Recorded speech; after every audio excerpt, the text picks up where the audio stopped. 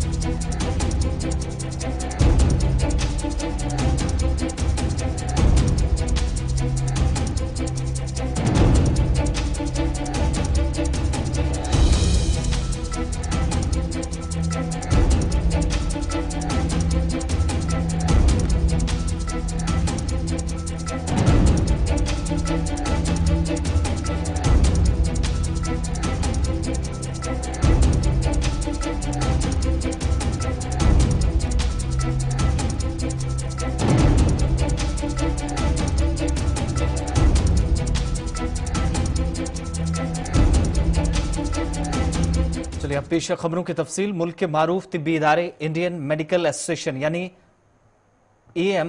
IME ने यहां पर योग गुरु रामदेव की उनके एलोपैथी के खिलाफ दिए गए बयान पर कानूनी नोटिस भेजा है। उन्होंने कहा कि एक वीडियो में रामदेव मुबैना तौर पर एलोपैथी को गैर साइंसी पैथी के तौर पर पेश करके इसे बदनाम करने की कोशिश कर रहे हैं। वाज़ेह रहे कि रामदेव ने मुबैना तौर पर कहा था कि एलोपैथी बेवकूफ़ी की साइंस है और drugs controller general of India यानी DGCI ने रेमडेसिविर के अलावा दीगर अद्वियात जिनको मंजूरी दी हुई है वो कोरोना के इलाज में नाकाम साबित हुई हैं, जिस पर उन्होंने बाद में बयान जारी करके कहा कि वो एक व्हाट्सएप पर आया मैसेज जो फॉरवर्ड किया गया था उन्हें वो पढ़ रहे थे। लेकिन इससे कबल रामदेव के ताल्लुक से जब बयान आया था जिसमें उन्होंने मुबैना तौर पर जदीद तिब पर अमल करने वालों को कातिल भी कहा था और इंडियन मेडिकल एसोसिएशन के हमरा एम्स के मौजूदा रेजिडेंट डॉक्टर्स एसोसिएशन, सफदरजंग अस्पताल के रेजिडेंट्स डॉक्टर्स एसोसिएशन, दीगर तिब्बी इदारों ने मरकजी वजीर हर्षवर्धन से दरख्वास्त की है कि कोविड के इलाज के ताल्लुक से जो रामदेव अवाम को गुमराह कर रहे हैं उनके खिलाफ सख्त कार्रवाई करे।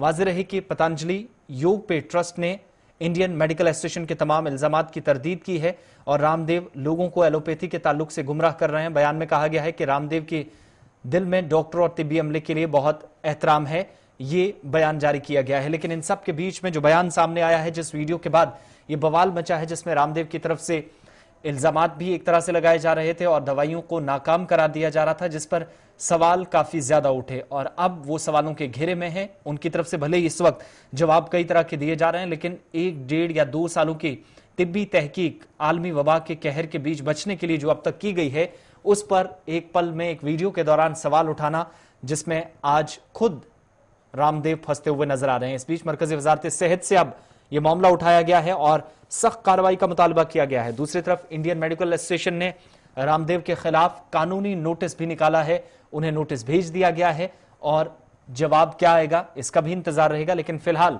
अभी तक एलोपैथी के ताल्लुक से जो बयान उनका सामने आया था, उन बयान की पतंजलि योग पीठ ट्रस्ट की तरफ से IMA के तमाम जो इल्जामात थे उनकी तरदीद की गई है और यह भी कहा गया है कि रामदेव के दिल में डॉक्टर्स या तिब्बी अमला जो है उनके लिए बहुत एहतराम है, लिहाजा गलत तरीके से उनके बयान को पेश करने की कोशिश की जा रही है। लेकिन बयान जब सामने आया तो उसके बाद मुतअद्दिद जो इदारे हैं या फिर बड़ी बड़ी तंजीमें हैं, तिब्बी इदारे हैं या फिर मारूफ तिब्बी इदारों की जो एसोसिएशंस हैं, उनकी तरफ से सवाल उठाया गया है और सख्त कार्रवाई का मुतालबा रामदेव के खिलाफ हो रहा है।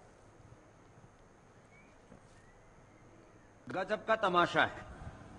एलोपैथी एक ऐसी स्टूपिड और दिवालिया साइंस है कि पहले क्लोरोक्विन फेल हुई, फिर रेमडेसिविर फेल हो गई, फिर एंटीबायोटिक्स इनके फेल हो गए, फिर स्टेरॉइड इनके फेल हो गए, प्लाज्मा थेरापी के ऊपर भी कल बैन लग गया और फीवर मार्केटिंग भी फेल हो गया, और जो है अभी एक बुखार के लिए क्या दे रहे हैं वो फेवी फ्लू, वो भी फेल है। जितनी भी दवाएं दे रहे हैं, फिर लोग कह रहे हैं तमाशा हो क्या रहा है, बुखार की दवाई उनकी कोई कोरोना के ऊपर काम नहीं कर रही, क्यों? बढ़ते आगे आलमी वबा के कहर के बीच ब्लैक फंगस भी अपना कहर बरपा रहा है। इसकी बात जरा करते हैं, क्योंकि आलमी वबा कोरोना इन्फेक्शन से नबरदाजमा हिंदुस्तान में ब्लैक फंगस यानी म्यूकर माइकोसिस का कहर अब तेज हो गया है। सूरत हाल की संगीनी का अंदाजा इस बात से लगाया जा सकता है कि कल जहां 7 रियासतों ने इस मर्ज को वबा करार दिया था, वहीं आज ऐसी रियासतों की तादाद 15 तक पहुंच गई है। आसाम, हरियाणा, मध्य प्रदेश, हिमाचल प्रदेश, कर्नाटक, यूपी, पंजाब, गुजरात, तमिलनाडु, राजस्थान, उड़ीसा, बिहार, चंडीगढ़, उत्तराखंड, तेलंगाना वो रियासतें हैं जहां ब्लैक फंगस बीमारी को वबाई मर्ज होने का ऐलान कर दिया गया है। एक अंदाजे के मुताबिक हिंदुस्तान में अब तक ब्लैक फंगस के 10,000 से ज्यादा मामले सामने आ चुके हैं और सैकड़ों अफराद के इस मर्ज में मुब्तला होने के बाद मौत हुई है। ब्लैक फंगस के सबसे ज्यादा केस गुजरात में सामने आए हैं, जहां पर 2281 लोग इस मर्ज में मुब्तला हो चुके हैं। इसके अलावा महाराष्ट्र में तकरीबन 2000 मामले, आंध्र प्रदेश में तकरीबन 1000 मामले, मध्य प्रदेश में तकरीबन 800 के करीब, राजस्थान, कर्नाटक में बिलतरतीब 700 और 500 सामने आए हैं। इसी तरीके से दिल्ली में कमोबेश 200, यूपी में 150, तेलंगाना में 350, हरियाणा में 250 और बिहार में भी 56 मामलों की तस्दीक हो चुकी है। जो इस नई वबा का शिकार होने वाले लोग हैं उनकी तादाद सामने आई। लेकिन इन सब के बीच में माहिरीन का यह मानना है कि अगर वक्त पर इलाज हो तो इस बीमारी से भी निजात मिल सकती है। कोरोना वायरस के मरीजों में ब्लैक फंगस नाम की बीमारी काफी मात्रा में देखने को मिल रही है। ये बीमारी काफी सीरियस और जानलेवा सिद्ध हो सकती है अगर इसको टाइमली डायग्नोज ना करें। और दूसरा, जो कोरोना पेशेंट हैं वो प्रिकॉशन ना लें, स्पेशली डायबिटिक कोरोना पेशेंट, अगर वो प्रिकॉशन नहीं लेंगे और अगर उनको कोरोना से बचाने के लिए स्टेरॉइड दिए जा रहे हैं और उनकी डायबिटीज कंट्रोल में नहीं है, तो ये बीमारी उनमें होने के चांसेस काफी बढ़ जाते हैं। म्यूकर माइकोसिस जो है वो कोविड के साथ थोड़ा ज़्यादा फैल रहा है और इससे ये डर बैठ गया है कि शायद ये बहुत प्रचलित है। पहली बात तो मैं ये कहना चाहूँगा कि ये प्रचलित नहीं है, बहुत रेयर है, कोविड के बाद कभी कभार ही होता है। पर हाँ, कुछ रिस्क फैक्टर्स होते हैं जिसमें कि आपको थोड़ा सा ख्याल रखना चाहिए। ये रिस्क फैक्टर्स क्या हैं? कुछ तो कोविड से ही इम्यूनिटी कम हो जाती है, वही थोड़ा रिस्क फैक्टर है, पर इतना बड़ा नहीं है। अगर आपका ब्लड शुगर ठीक नहीं है तो ये बड़ा मेजर रिस्क फैक्टर है। ब्लड शुगर, अगर आपकी डायबिटीज़ पहले है तो कोविड से बहुत बार बिगड़ जाता है, कई बार कोविड से नया डायबिटीज़ भी बन जाता है। इसलिए अगर आपको कोविड का इन्फेक्शन हुआ है तो डायबिटीज़ के लिए या शुगर के लिए एक आध बार चेक कर लेना चाहिए। और तीसरा रिस्क फैक्टर यह है कि अगर किसी ने स्टेरॉइड लेने पड़े हैं कोविड के टाइम में तो उससे जो है ये बीमारी का प्रचलन फिर बढ़ जाता है। तो ज़्यादातर मरीजों में तो ये तीनों सारी बातें होती हैं, तभी ये चीज़ आती है। बीमारी का इलाज हो जाता है, स्पेशली अगर टाइम से पकड़ ली जाए, और टाइम से पकड़ने के लिए जब नोज़ की स्टेज में हो तभी इसका पकड़ आ जाए तो ठीक रहता है। बीमारी बाद में फैल के आँख में भी जा सकती है, आगे भी जा सकती है, पर नोज़ में अगर पकड़ में आ जाए तो बहुत अच्छे से ट्रीटमेंट हो जाता है।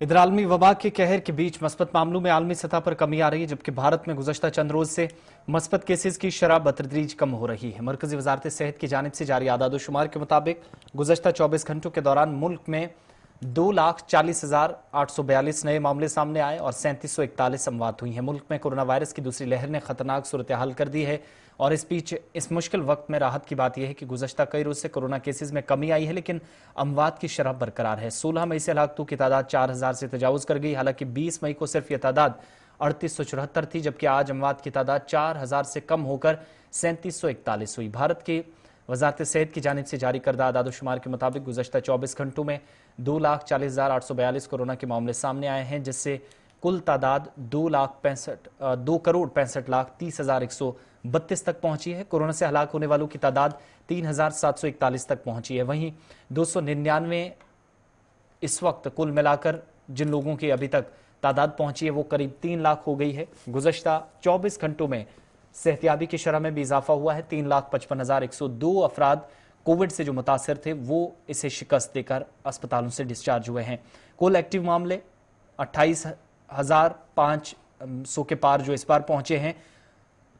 इस वक्त तादाद 29 लाख के करीब मुल्क के अंदर है, जबकि वैक्सीनेशन का प्रोग्राम भी तेजी से बढ़ रहा है और 19,50,04,184 अफराद को अभी तक वैक्सीन दी जा चुकी है।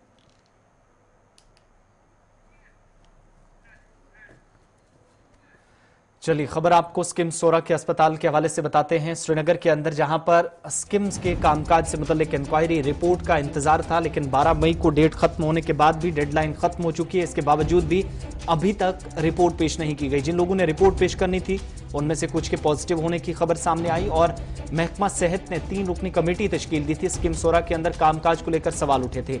तिब्बी साजो सामान इस बड़े इदारे के अंदर वाफिर मिकदार में नहीं है, स्टॉक नहीं है। बीएससी नर्सिंग को लेकर फ्रॉड की शिकायत की गई थी, इसकी तस्दीक अभी तक नहीं हुई, लेकिन मुख्तलिफ लोगों की तरफ से शिकायत की गई थी जो महकमे के नोटिस में आई थी। इसके बाद 3 रुकनी एक पैनल बनाया गया, टीम तश्कील दी गई, डेडलाइन दी गई 12 तारीख तक। इस बड़े अस्पताल के अंदर क्या कुछ हो रहा है इस हवाले से जानकारी दीजिएगा, बताइएगा। लेकिन 3 रुकनी कमेटी अभी तक रिपोर्ट पेश करने में नाकाम हुई है। 12 मई डेट खत्म हो चुकी है और आज उससे भी ऊपर 10 से 11 दिन हो चुके हैं। अभी तक ये डेट आज जब खत्म भी हुई है डेडलाइन, तो उसके बावजूद अभी तक जो मुस्बत नताइज थे जिसका इंतजार था वो अभी तक नहीं मिल पाए हैं। बड़ी बात यह कि इस सारे मामले में अभी तक स्किम्स की तरफ से भी कोई बयान सामने नहीं आया है, जहां पर इल्जामात ये थे कि बीएससी नर्सिंग में फ्रॉड हुआ था या फिर तिब्बी साजो सामान कोविड के बीच में कम पड़ा या किसी तरह के स्टॉक की कमी है, इसकी तस्दीक नहीं हुई है।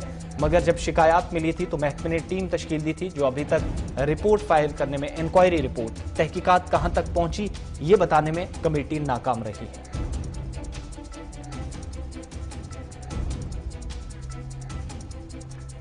इधर जम्मू सूबे में बंदिशें आज 24वें रोज भी जारी हैं। सूबे में अमवात की शरह में मुसलसल इजाफा देखा जा रहा है, जिसके पेश नजर हालात खराब होते जा रहे हैं और शरह अमवात में इजाफे से अवाम तजब्जुब का शिकार है।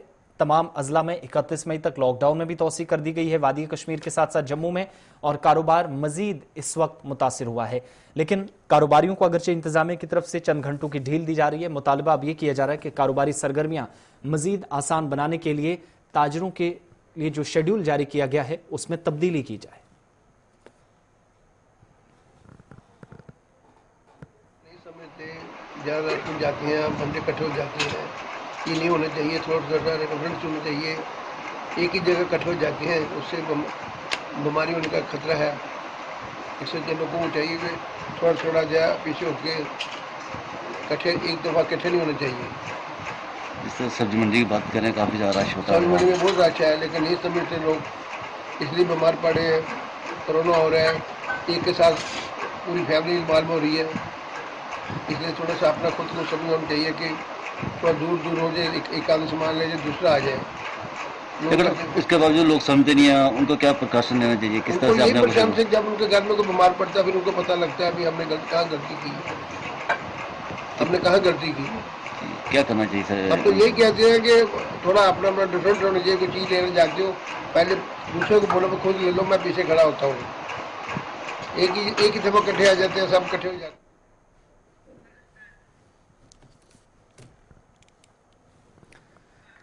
इधर यूनियन टेरिटरी में 3408 कोरोना वायरस के नए केसेस की तस्दीक हुई, जबकि 2157 केस वादी से, 1251 जम्मू सूबे से जाहिर हुए। इस तरह यहां कोरोना मुतासरीन की मजमूई तादाद 2,67,313 तक पहुंच गई। गुज़श्ता 24 घंटों के दौरान 48 अफराद कोरोना की वजह से इंतकाल कर गए, 18 वादी से, 30 जम्मू सूबे से।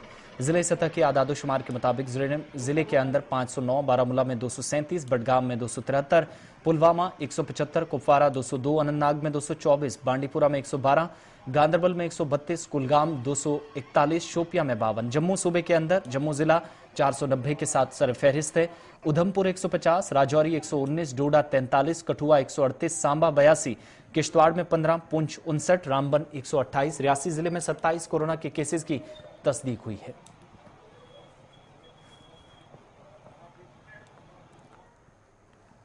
जम्मू की सबसे बड़ी नरवाल मंडी में भी एसओपीज पर अमल दरामद कारोबारी सरगर्मियां इस वक्त जारी है।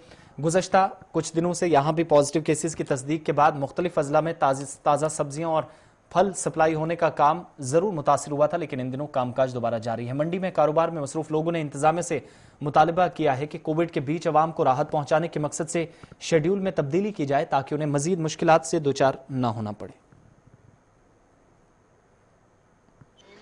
मंडी का 5:30 से सुबह 5:30 से लेकर दोपहर 12:30 बजे तक का है। इसमें हमारे डीसी साहब ने टाइम जो थोड़ा बढ़ोतरी की, टाइम जो बढ़ाया गया है।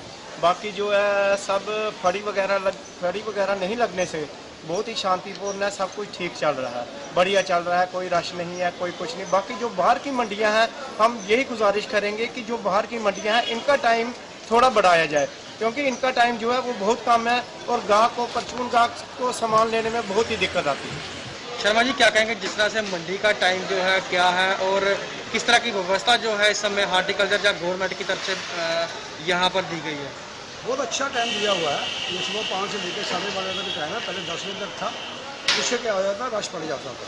और हमारी फड़ियाँ यहाँ पर लगी हुई थी, हमने हमारी एसोसिएशन ने फड़ियाँ बिल्कुल बंद कर दी है।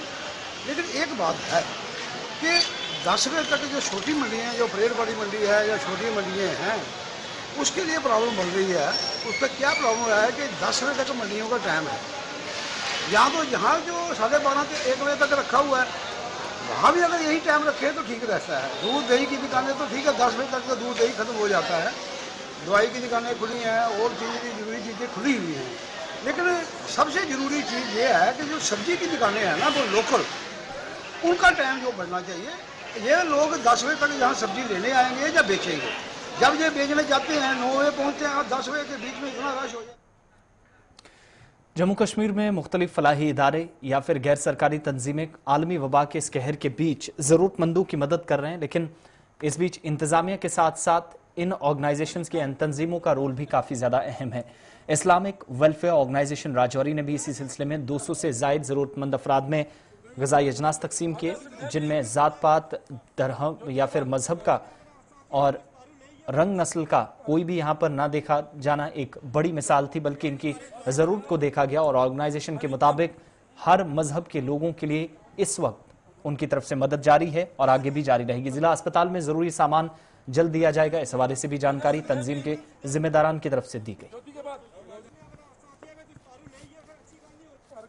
अल्लाह के रसूल सल्लल्लाहु अलैहि वसल्लम फरमाते हैं कि सबसे बेहतरीन इंसान वो है जो दूसरों के लिए फायदेमंद है, जो दूसरों के लिए नफा बख्श है। तो हमने यही देखी, यहाँ बात इंसानियत की है। अल्लाह के रसूल सल्लल्लाहु अलैहि वसल्लम इंसानियत की बात की है। तो इंशाल्लाह आपने देखा होगा कि यहाँ 200 फैमिलीज हमने यहाँ बुलाई हैं। इस 200 फैमिलीज में 70 फैमिलीज जो हैं वो गैर मुस्लिम्स हैं। तो हमने मैसेज हर तरफ किया हुआ है। तो आज 200 फैमिलीज को हमें ये किट्स दे रहे हैं। जैसे पिछले लॉकडाउन में भी आपने देखा हम लोगों ने काम किया, लेकिन कोई बैनर नहीं था। आज हमने इस्लामिक वेलफेयर ऑर्गेनाइजेशन इसीलिए बनाई है कि इसी बैनर के नीचे हम तमाम लोग, तमाम पार्टियों के लोग हैं, समाजी लोग हैं, वो जितने भी सोशल वर्कर हैं वो सारे हमारे साथ जुड़े हुए हैं। नौजवान तबका काफ़ी जुड़ा हुआ है। तो इसमें सब मेहनत करें, पूरी रात ये 200 किट्स बनाते रहे और आज आपके सामने डिस्ट्रीब्यूट कर रहे हैं। इसके बाद 2 दिन के बाद हम और करने जा रहे हैं। तो जब कि ये ऑर्गेनाइजेशन बनी है 4 बार तो हम कर चुके हैं। और इसके बाद आपके ज़रिए हम लोगों को ये भी बताते जाएं कि वो जो लोग जो मांग नहीं सकते, यहाँ आ नहीं सकते, मजबूर हैं, जो कल साहिब निसाब थे लोग, आज वो परेशान हैं, वो सिर्फ हमारी टीम के किसी एक मेंबर को अपना एड्रेस बता सकते हैं। हम रातों रात उनके घर में आके किट जो है पहुंचा देंगे। और ये काम हम कर भी रहे हैं। कुछ हम अंधेरे में भी कर रहे हैं क्योंकि लोग वहाँ यहाँ नहीं आ सकते। दूसरी बात ये है कि आज 3 बजे तक हमें वो जो है ऑक्सीजन ऑक्सीलेटर्स वो आ रहे हैं, ऑक्सीजन कंसंट्रेटर वो मंगवाए हैं हमने, मास्क मंगवाए हैं, मेडिसिन मंगवाई है। तो वो भी इंशाल्लाह हम काम शुरू करने जा रहे हैं। जहाँ कहीं कोई ज़रूरतमंद होगा वहाँ तक ये तमाम फैसिलिटीज़ उनको हम मुहैया करेंगे। लोगों का ताउन हमारे साथ दिन ब दिन बढ़ रहा है और दिन ब दिन हमारे जो नौजवान हैं खासकर वो बहुत मेहनत कर रहे हैं। बस ये दुआ है कि अल्लाह ताला हमारी ये मेहनत जो है वो कबूल करे। आलमी वबा के इस कहर के बीच फौज न सिर्फ इस वक्त मुल्क की सलामती के लिए इकदाम कर रही है, बल्कि अवामी खिदमात को यकीनी बनाने के लिए भी नॉर्दर्न ग्रुप सरगर्म है। जिला उधमपुर में भी नॉर्दर्न कमांड के मुख्तलिफ यूनिट्स फौज के रिटायर्ड अफसरान के साथ साथ आम शहरियों या उनके अहल खाना को तिब्बी सहूलियात फराहम कर रहे हैं। मकामी लोगों ने फौज की बिलौस खिदमात के लिए इजहार तशक्कुर किया। वहीं फौज के अफसरान के मुताबिक बिला ताखीर फौजी जवानों के साथ साथ आम शहरियों की कीमती जानें बचाने के लिए कोविड की इस मुश्किल घड़ी में खिदमत जारी रहेंगी। और adequate number of ventilators, adequate number of oxygen beds और ड्रग्स फॉर पेशेंट केयर। कोई भी ड्रग हो जो कि कोरोना में चाहिए, वो सब हमने इमीडिएटली केटर किया और हमारे पास थी। और हमारा स्टाफ भी एक बहुत मोटिवेटेड स्टाफ है of medical officers, nursing officers, paramedical staff और नॉन मेडिकल स्टाफ। इन्होंने बल्कि और स्पेशली इन्होंने वॉलंटियर किया कि कोरोना केयर में अपना जी जान लगा देंगे। स्पेशल एम्फेसिस जो हमारी वीर नारीज होती हैं, जिनके हस्बैंड्स ने अपना सर्वोच्च बलिदान दिया युद्ध में, उनके लिए हमने खास ख्याल रखा क्योंकि वो दूर दराज के एरिया में रहती हैं। हमने कोरोना केयर किट्स डिज़ाइन की और उसमें उनको डूज एंड डोंट्स बताए ताकि अगर किसी वीर नारी को कोई प्रॉब्लम हो तो पहले तो वो अपना इलाज खुद कर पाए और हमारे डॉक्टर से संपर्क करे, जिसके लिए एक हेल्पलाइन इस्टेब्लिश हुई। इस तरह हमने वीर नारीज को स्पेशल एम्फेसिस दिया। फौज के दिल के नज़दीक हमारे रिटायर्ड एक्स सर्विसमैन हैं। जैसे आपको पता है, यहाँ एक्स सर्विसमैन और उनकी फैमिलीज इस बेल्ट में बहुत हैं। उनको आउटरीच किया गया, उनके लिए हेल्पलाइन इस्टेब्लिश की गई जिसमें मिलिट्री डेंटल सेंटर और 71 सब एरिया का सहारा लिया गया। और ये 24/7 हेल्पलाइन है। कोई भी एक्स सर्विसमैन या उसकी फैमिली इस हॉस्पिटल में आ सकती है। और हमने देखा इस वेव में कि एक्स सर्विसमैन और उनकी फैमिलीज कई आए हैं जो कि सीरियस हैं, उनके बच्चे हैं, क्योंकि उनका वैक्सीनेशन काफ़ियों का अभी तक हो नहीं पाया। मैंने ये भी देखा है कि फौजी, क्योंकि हमने दोनों double dose vaccination health care workers ने भी और फ्रंटलाइन वर्कर्स ने ले लिए हैं, तो अगर इनको थोड़ी बहुत तकलीफ होती है तो माइल्ड सिम्टम्स से ये ठीक हो रहे हैं। तो हमारा ज़्यादा स्ट्रेस रहा है वीर नारीज और एक्स सर्विस में और उनकी फैमिलीज को। माहिर अमराज क़ल्ब SMHS डॉक्टर इरफान अहमद ने कहा है कि जो अफराद दिल के मर्ज में मुब्तला हो, उन्हें मौजूदा हालात में सख्त एहतियात बरतने की जरूरत है और अफवाहों से वो गुरेज करें। जबकि माहिरीन की जानिब से जो अद्वियात इस वक्त प्रेस्क्राइब की जा रही हैं, उन्हें वक्त पर लेना सबसे ज्यादा जरूरी है। उनके मुताबिक दिल के मर्ज में मुब्तला अफराद को कोरोना मुखालिफ वैक्सीन लेनी चाहिए और इससे किसी तरह के खतरात या खदशात नहीं है। जिनको हार्ट डिजीज है, अगर आप देखेंगे जो कोविड पेशेंट ज़्यादा सीरियस होते हैं, मॉडरेट टू सीवियर इन्फेक्शन होता है, उनमें अक्सर आप देखोगे उनमें कार्डियोवैस्कुलर जो है हार्ट की डिजीजेस वेरी कॉमन होती है। या उनको हार्ट में कोई तकलीफ हो, हार्ट कमज़ोर होता है, उनको ज़्यादा कोविड होता है, या ब्लड प्रेशर की अनकंट्रोल ब्लड प्रेशर की तकलीफ हो, वो चीज़ें उनके साथ होती हैं। तो हमें चाहिए कि जो हार्ट के पेशेंट्स हैं, जिनको ब्लड प्रेशर अनकंट्रोल्ड हो, जिनको खुदा ना खास्ता कभी हार्ट अटैक आया हो, जिनको स्टंट डाला हो, या जिनको क्रॉनिक हार्ट फेलियर हो, जो दवाई मल्टीपल दवाई खाते हैं, उनको चाहिए कि वो अपनी दवाई कोविड के टाइम बंद ना करें। जो अफवाह सुनते हैं कि इस दवाई से ये होता है, उस दवाई से वो होता है, बिल्कुल ऐसी बात नहीं है। उनको अपनी दवाई ऑप्टिमल लेवल पे खानी चाहिए, जो भी डॉक्टर साहब उनके प्रिस्क्राइब करेंगे वो उनको खानी चाहिए। और सेकंड, जो वैक्सीन है आजकल, हार्ट पेशेंट्स के लिए वैक्सीन करना बहुत ही ज़रूरी है, क्योंकि वैक्सीन ही आपको बचाएगा। क्योंकि जो कोविड है, या तो आपके फेफड़ों पे असर करता है, उसके बाद ये डायरेक्ट या इनडायरेक्ट हार्ट पे भी असर करता है, या इनडायरेक्ट करेगा पहले फेफड़ों पे, उसके बाद हार्ट पे असर करता है, उससे हार्ट कमजोर होता है, हार्ट इतना काम नहीं करता है। या जिन पेशेंट्स को अंदर से थोड़ी सी डिजीज जो स्टेबल है, जो दवाई खाते हैं, जिनके वो स्टेबल डिजीज है, एकदम अगर उनको कोविड होता है तो उनकी जो अंदर से स्टेबल डिजीज है वो अनस्टेबल बनती है और खुदा ना खास्ता हार्ट अटैक के चांसेस बहुत ज्यादा होते हैं। इधर मरकज के ज़ेर इंतजाम जम्मू कश्मीर में शराय अमवात में केसेस की जहां पर तादाद मुसलसल बढ़ रही है, कमी दूसरी तरफ देखी गई है। वबाई मर्ज में यूटी इंतजामिया इस वक्त हालात पर कंट्रोल करने में कामयाब हुई है। दीगर रियासतों के मुकाबले हालात बेहतर हैं।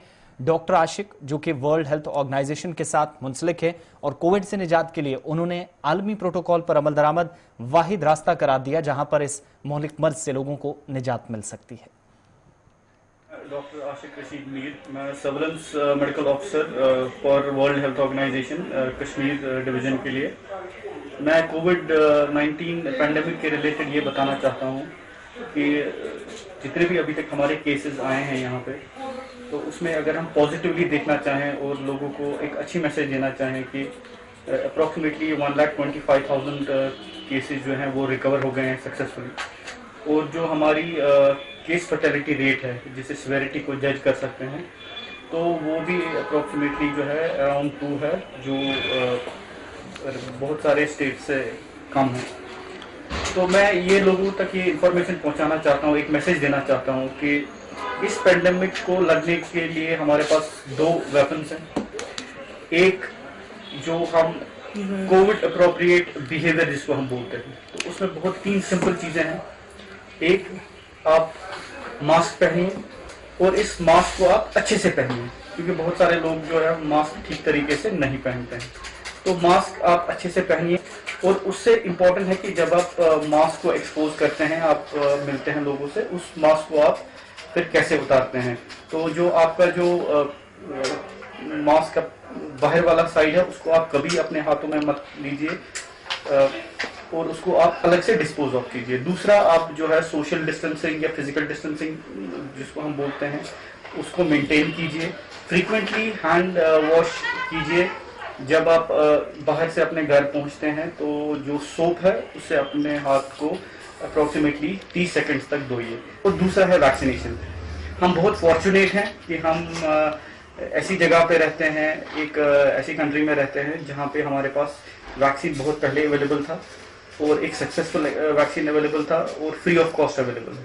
तो जब आपकी टर्न आए, जिस एज ग्रुप को आप बिलोंग करते हैं, तो आप अपने आप को रजिस्टर कीजिए ऑनलाइन, और फिर अपॉइंटमेंट बुक कीजिए, और जो भी आपका नियरेस्ट सेशन साइट है वहाँ पे आप अपना पहला डोज और जो अप्रोप्रिएट इंटरवल है बिटवीन द 2 डोजेस उस पे सेकंड डोज लीजिए, और अपने आप को जो है प्रोटेक्ट कीजिए। खबरों के इस बुलेटिन में फिलहाल इतना ही। आसिफ रशीद को इजाजत दीजिए।